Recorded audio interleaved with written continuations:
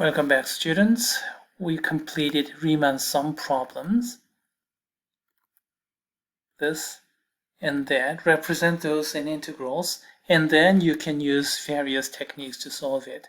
Turned out this one was integration by parts, this one was integration by substitution. Okay, some further integration problem. We have some trigonometric functions. Okay, how do you handle the first problem? We have tangent and secant. Do you recall the derivative of tangent is secant squared? So we have secant to the fourth power, so we can rewrite this integral like this. You can rewrite it as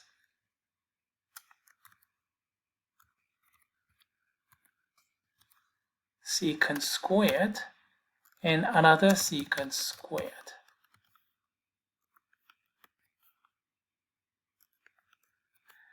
This part is the derivative of tangent. Do you see it? Derivative of tangent is secant squared. So this whole thing is derivative of tangent. So if I rewrite it, it goes like this. This thing is the derivative of tangent.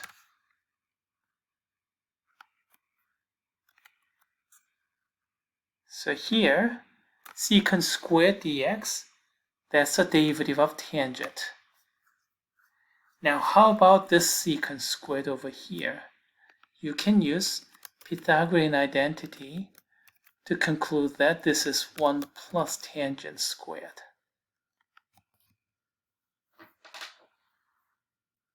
Now what do we have? We have a polynomial expression of tangent function.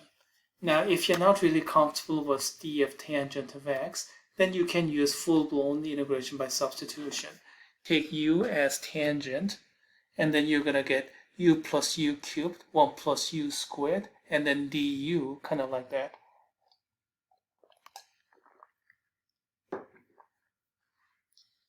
Let's go to the answer key. So we can decompose like this, and then this secant squared is 1 plus tangent squared. And then this secant squared, move it over to the derivative. That's the derivative of tangent. So we have a polynomial expression of tangent functions. Some further simplification. After breaking up tangent cubed, put together we have 2 tangent cubed. Okay, all right. And then take the antiderivative. Second power divided by 2. Fourth power divided by 4, but 2/4 is 1/2. Sixth power divided by 6, and that's the end of the problem.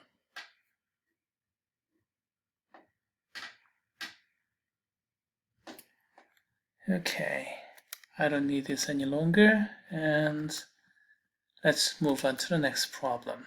We did tangent and secant. Now let's do sine and cosine. Do you recall derivative of sine is cosine? And previously we had to look for secant to the even power. Now you're looking for cosine to the odd power. So how does that work? You can rewrite it like this. Put it into cosine squared, and then another cosine of x dx. So far so good. And then please note that derivative of sine is cosine, so this entire thing is actually the derivative of sine. So this whole thing, you can rewrite it as, so cosine of dx you can write like this. So cosine of x dx is the derivative of sine. Derivative of sine is cosine, so the differential of sine is going to be cosine of x dx. Now what about this cosine squared? You need Pythagorean identity for sine and cosine, and that'll do it.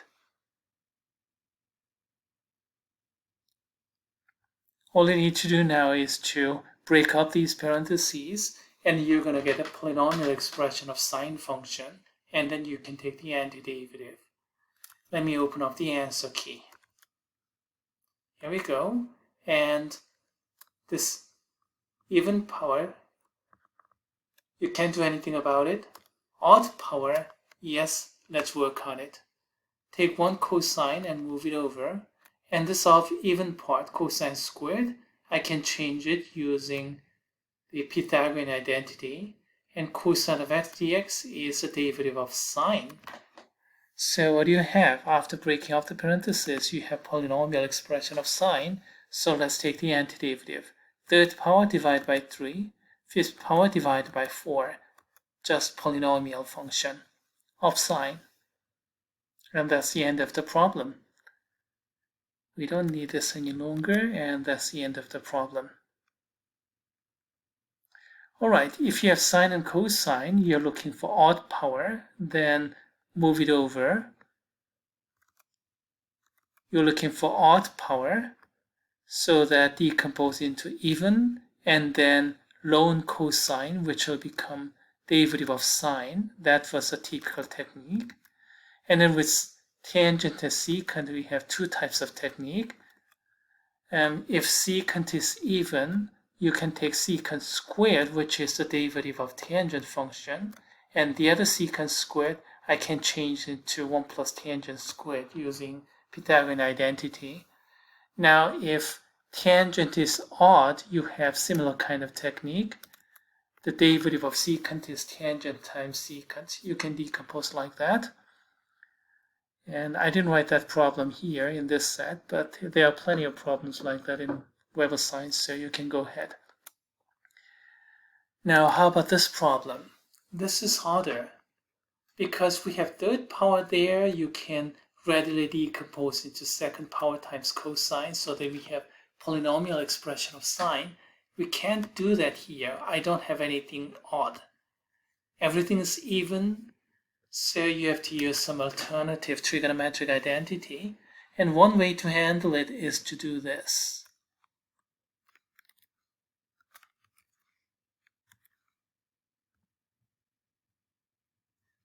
Use the power reduction identity. This sine squared can be rewritten as 1 minus cosine of 2x over 2. And then this cosine squared can be rewritten as 1 plus cosine of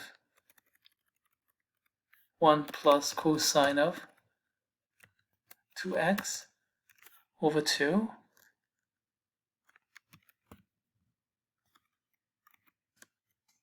And then 1 minus c, 1 plus c form, so we can use square minus square formula.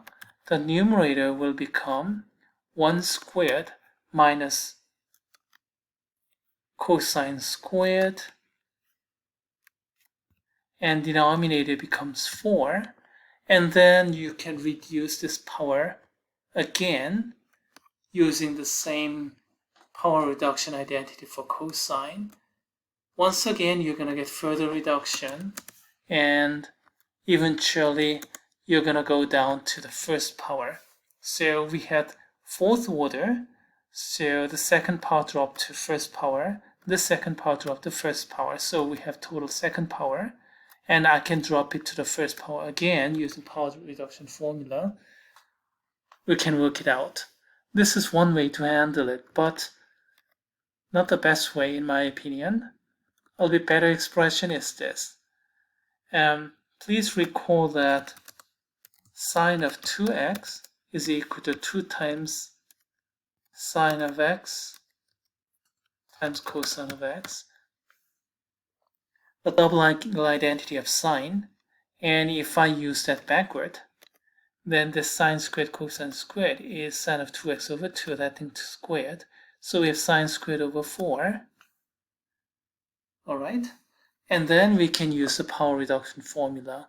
1 minus cosine, and then double angle. 2x became 4x over 8. And then take the antiderivative. 1/8 x. And then here 1/8, and then I need another 4, so we have 1/34. And a little bit easier. instead of using power reduction formula 3 times for this, and then the third one, we use double angular identity for sine to reduce 1, and then power reduction. So it's a little bit easier this way. And that's the end of it. That's the end of the problem.